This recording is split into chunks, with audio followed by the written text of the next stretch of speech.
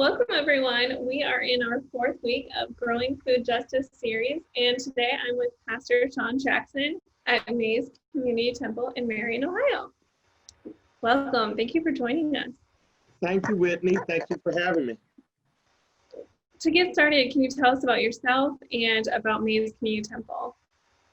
Well, I am a profession-wise, I'm educator, and I've been at The Ohio State University at Marion since 2005 now. I started in education back in 1993 with Mansfield City Schools, and then Marion City Schools followed and actually ended up here at OSU Marion. I'm also a pastor here in Marion, Ohio. Been the pastor of Mays Community Temple, which is one of the largest African-American churches in the city since 2010. So I'm going on my 10th year. So you're not a farmer? I'm not a farmer, but I like people to think I am now after getting involved in food equity issues. Yeah, absolutely. What motivated you? You talked about your background with education and with the church and being around Marion. What motivated you then to start a community garden? Well, I'll tell you, one of the pieces I have to my resume is that I did come up in a large family, a family of 6 siblings and a single mother, and we were challenged in my life, growing up in the south side of Columbus, Ohio, where many days eating. And I often share with some of my students and others that when I went to school every day, that it was lunch and breakfast that I had on my mind many times, and that if those things were not going on, that it was hard for me to focus while I was in school. And so when I heard the opportunity came about, we had gotten a call from Jason Schaber, which is one of the city councilmen here in Marion, Ohio, who basically said, asked if we wanted to do something, our church wanted to do something with the land that was across the street from us, and that he had bought it from the land bank, and that he kind of even suggested maybe you all might want to even do like a community garden. And I said I wasn't very familiar with how that works, but definitely sounds interesting. So I talked to some of my colleagues at the university, and Leslie Byer Hermson is the assistant dean, and she and her husband work in those areas, in the Delaware area, and in particular, they're working more with MTSO and Otterbein and some other universities about around the area of food justice. And so I spoke to her, and she said that she was interested. And then someone said, well, why don't you call up Whitney Gurman and see if she would be interested in being a part as well, and she might be able to give us some guidance. Those things are, seem to be, those areas seem to be areas that she's very interested in. And so that's when I called you up, and the rest is history. Yeah, I love how you tied all that together, and it's so rooted in relationship building, and in nature we see that things start really small, like a seed, and then they grow outward. And that's kind of been the theme of the garden is, we started very small, but we continue to grow. It's really exciting. I also like that you share about your personal history growing up and food access, because the personal is political. And right now with the coronavirus, I just wonder if you're seeing a greater need for food around your church or in your congregation. Yeah. So yeah, it's interesting you say that. So our church is we usually serve uh, food, lunches on the fourth Saturday of each month, and that's in response to what the Bible talks about, that that part of our job is supposed to be to feed the hungry. And so we normally get I would say somewhere in the area of about anywhere between 12 to 15 people that show up on any given um, Saturday to eat.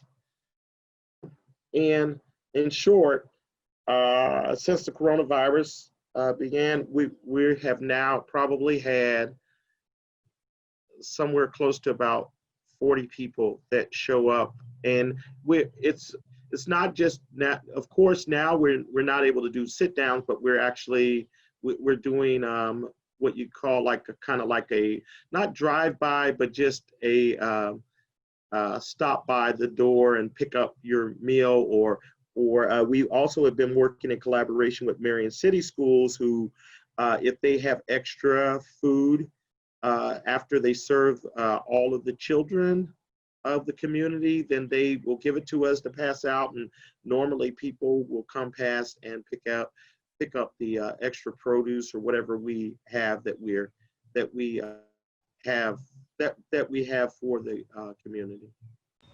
That's so amazing. And we've talked in other weeks about food being medicine. And so I just really feel thankful that you're involved in providing that medicine and that food and nourishment for families right now.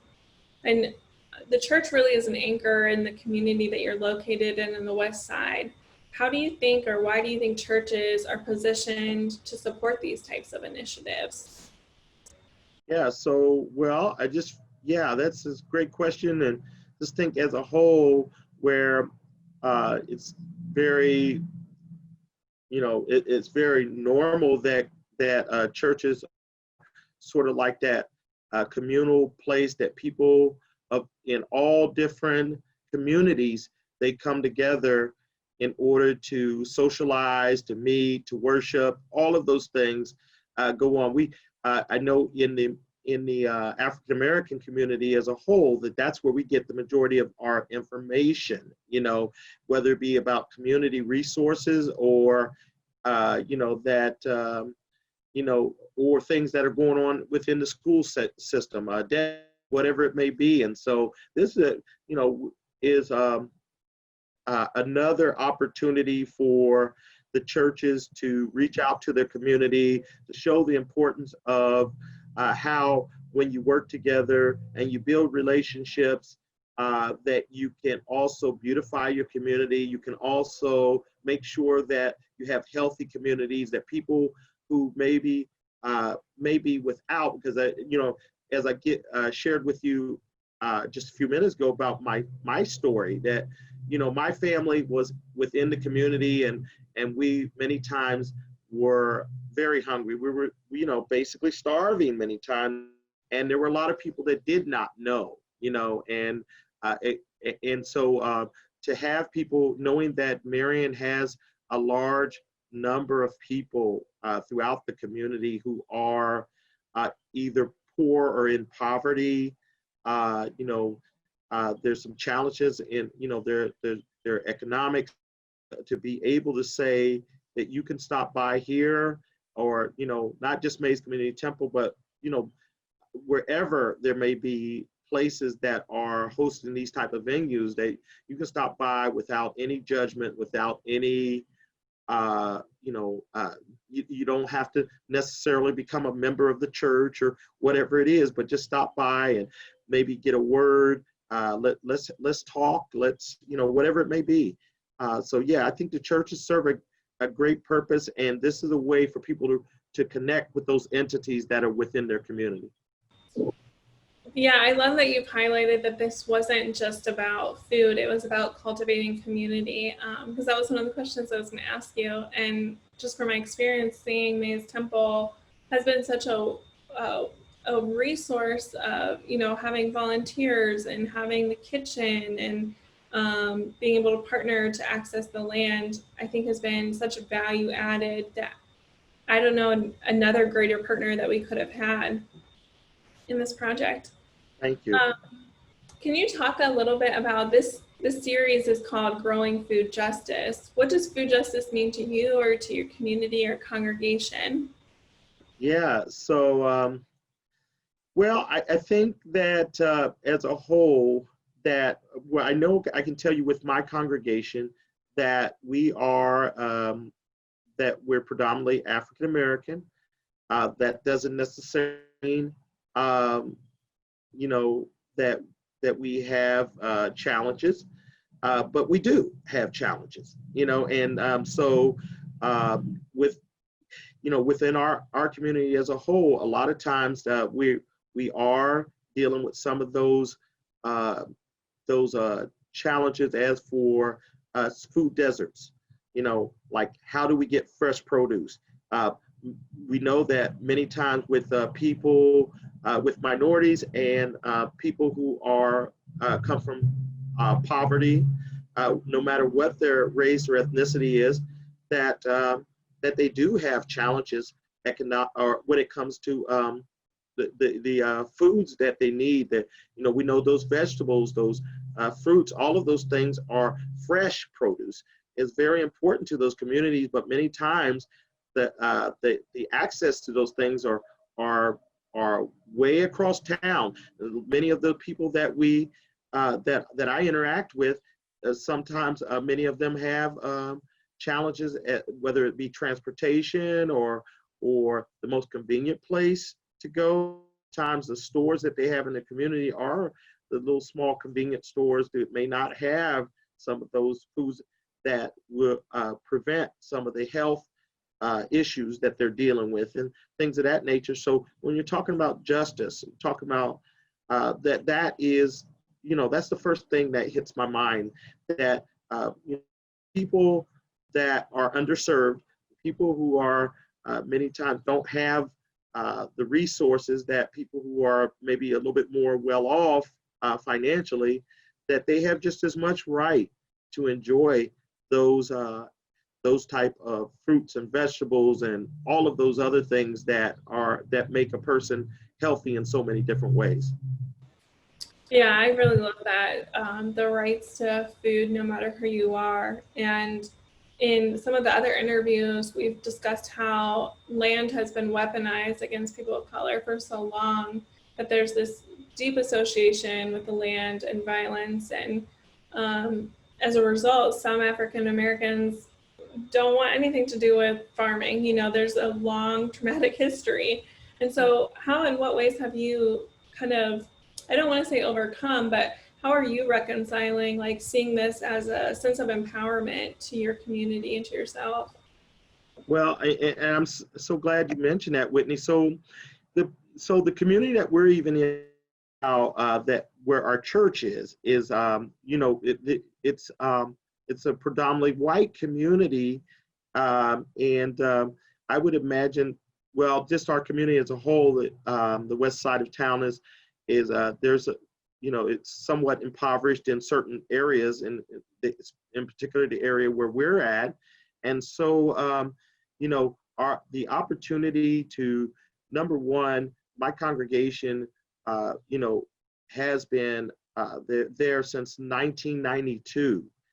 We've been a congregation since 1965, but we've been in this particular area since 92. And a lot of the outreach that we've done has not really yielded what we would like to see it yield, which is an opportunity to be able to interact, get them to come, feel comfortable stopping past our church or stopping on our property or just being able to come up and say hello to us.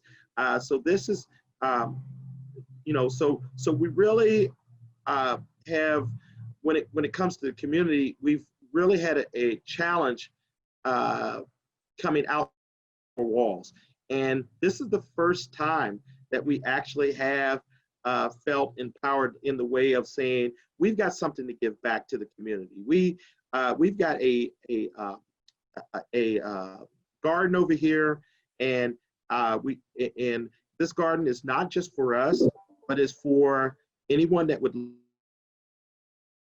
plant on it, whether you just want to just come over and participate in our community garden day, or whether you would like to take a little small piece area for yourself and your family or whoever it may be. So we had opportunity, and we look for opportunity to be able to do those type of relationship, partnership, community type of building, and be able to make new friends, and to finally feel as though we're able to give something back to the community that they're interested in. And that is so healing. Bridging that divide, especially in the age that we're in right now, where everyone seems divided and everything feels political. And I just remember last year, there was a guy that lives next to the garden that I completely stereotyped as like this older white guy who was going to have a big problem with the garden. And, you know, he was like one of the biggest protectors. Was like, he brought his agent. Yes, it was. He offered his shotgun to kill the rabbits, and we assured him, like, please don't bring your gun. Yes, yeah.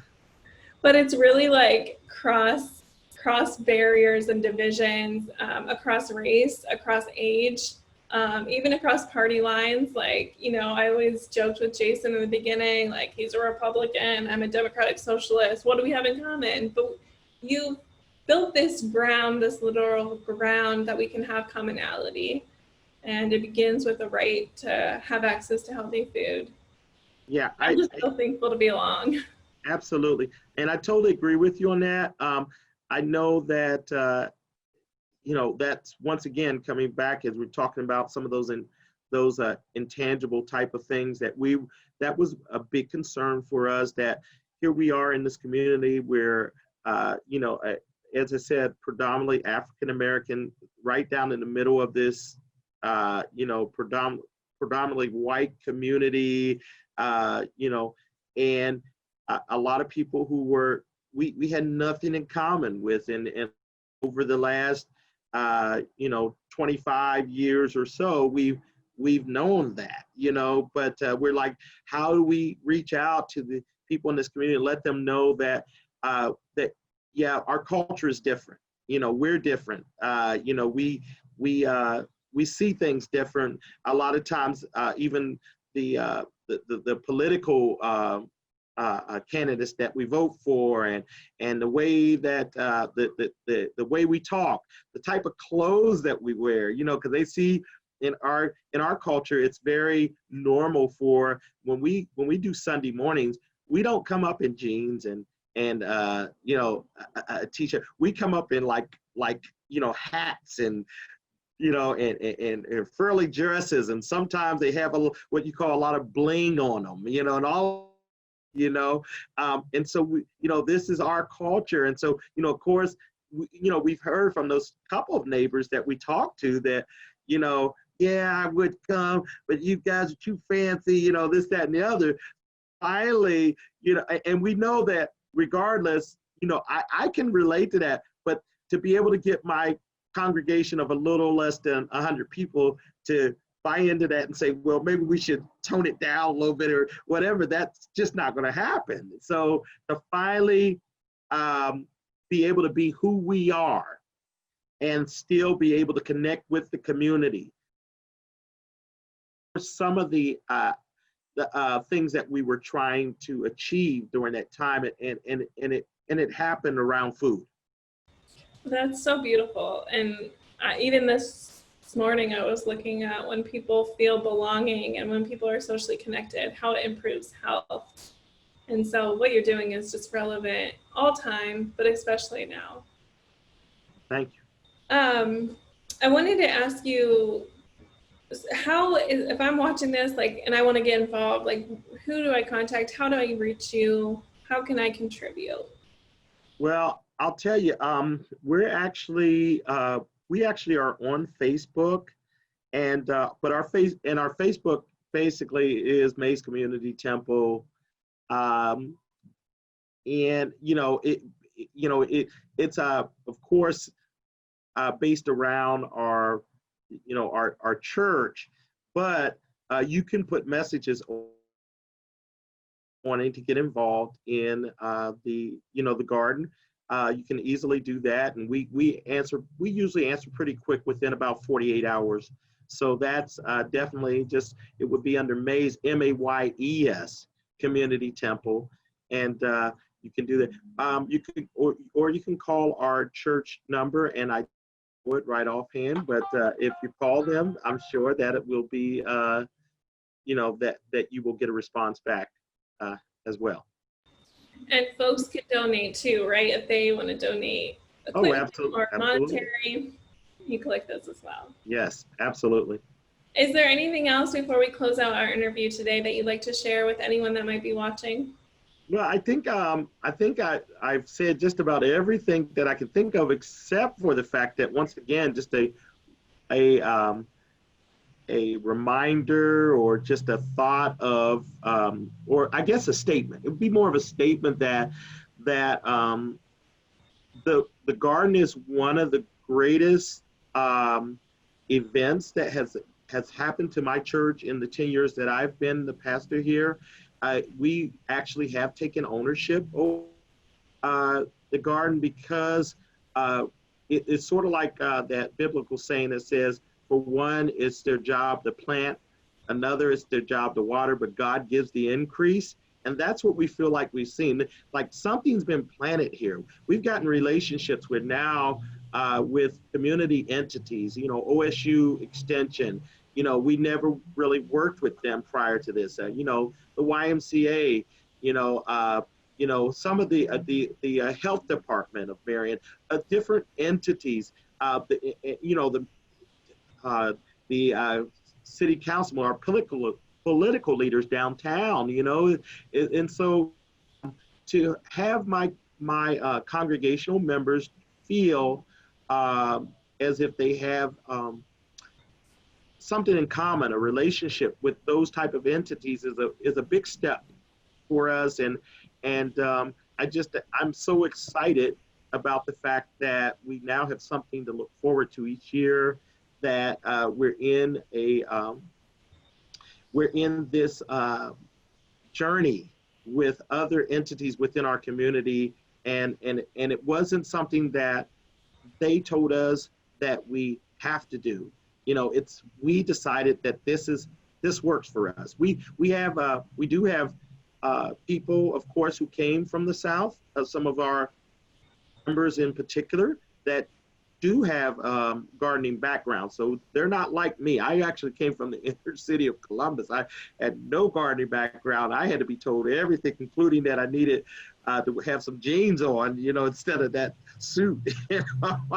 you know, but some of them basically grow, and even if it was just a thing of them saying a prayer here and there, and telling us, baby, plant that one over there. Those are things that, it's just some of the fun of getting, giving other people the opportunity to show that they have something to contribute. It is a good feeling, and it has really done a lot to bring my congregation closer together.